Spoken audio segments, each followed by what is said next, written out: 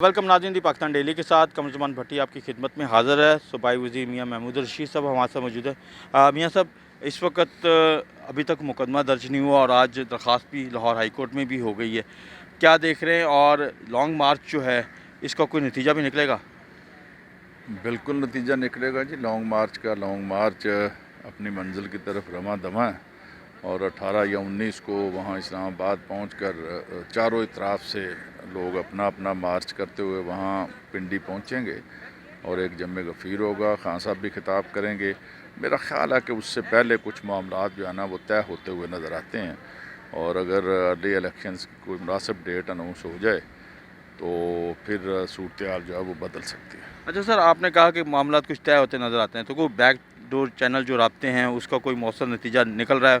कहाँ तक बात आगे बढ़ी?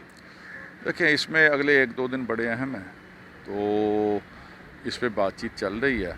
हम तवक्को रखते हैं कि इस वक्त जो मुल्क के हालात हैं, ख़ास तौर पर मुल्क की मईशत वो बिल्कुल ज़ुबूं हाली है, क्योस है पूरे मुल्क के अंदर। इंडस्ट्रीज़ बंद हो रही हैं, बेरोज़गारी है। इन हालात को ज़्यादा देर तक लटकाया नहीं जा सकता और अल्टीमेटली आइंदा चंद दिन के अंदर फ़ैसला अगर हो जाए तो ये मुल्क के मुस्तकबिल के लिए बड़ा बेहतर होगा।